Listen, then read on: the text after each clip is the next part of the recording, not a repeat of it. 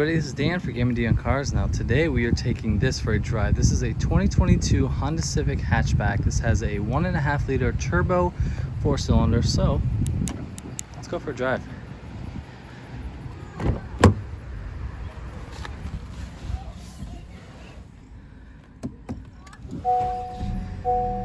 Alright, here we go. Alright, I'm driving the Honda Civic now. I'm going to listen to my followers. I'm going to show the car more than I show my face here. We're just going to go on my normal route here. Now, I just have been driving this car for about 5 minutes now. This is seriously comfortable. You can see out the mirrors very well.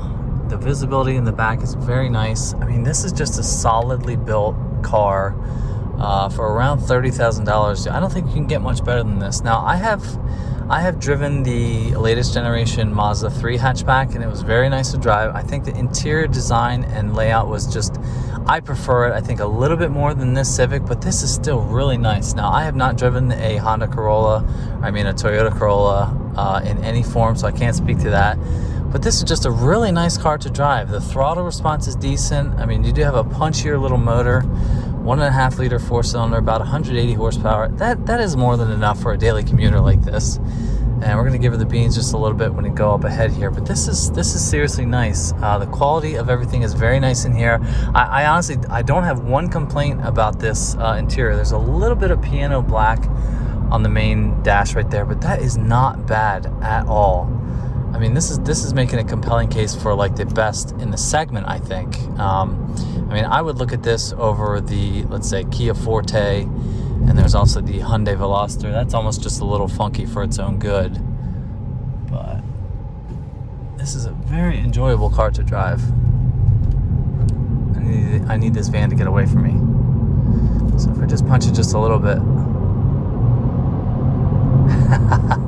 Gets up in the range pretty decently. I mean, this is not a fast car, but that's okay. It's not a slow car. I mean, you're not asking it to do much that it's not going to want to do. Now, this is my little S curve that I love. And I mean, I'm going to post a separate video of this car, but this car, literally, it drove itself going around Mechanicsburg. If you hit the button on the steering wheel right here, that car, this will drive itself in a family practical hatchback from Honda. That is very, very impressive. A little apex here. I'm going to give her a little bit of gas, even though this van is in front of me. Yeah, I mean, you really got to get up in the rev range, like almost up towards 3,000 to feel anything. You know, that's the same with Hondas. I mean, when I drove that S2000, you had to get up at like 5-6 grand to even feel anything. But that is the case with these smaller displacement motors. I mean, you just got to get them working to get up in the range. So this is still very nice to drive.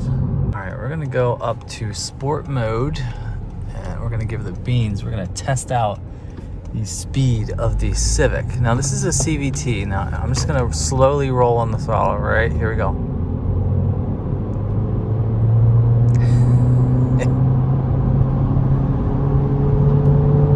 I mean, that's not bad.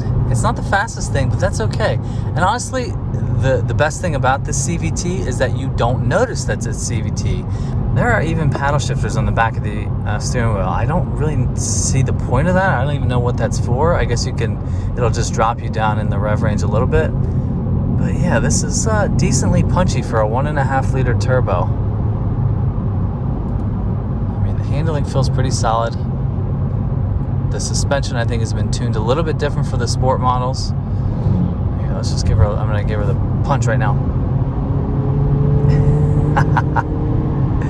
I mean, you get up in the range. That was only about 4,500, which this red line's up above 6,500, if you can see right there.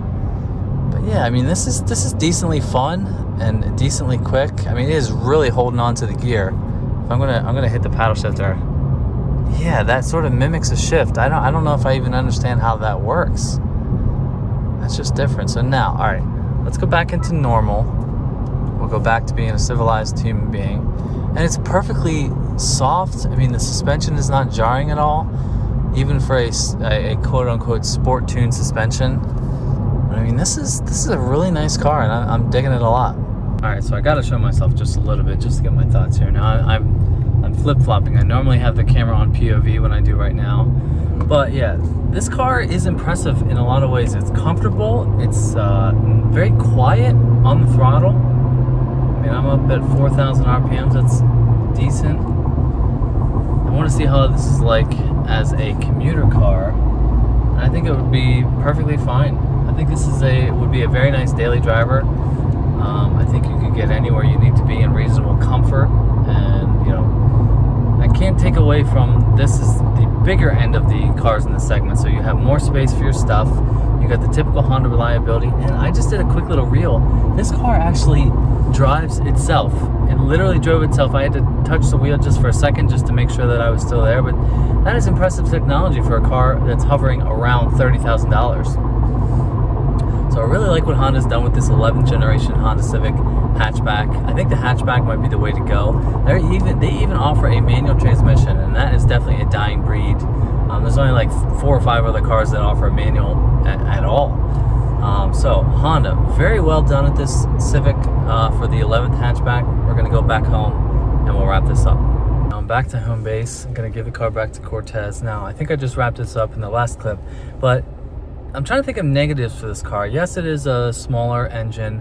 I might prefer something like a 2-liter turbo with maybe 230, 240 horsepower just to get a little bit more performance. But I think this is the perfect car for a high school kid like Cortez, or even someone in their early 20s, just starting a family. You need something that has a little bit more practicality, but I really am digging what Honda has done with this car.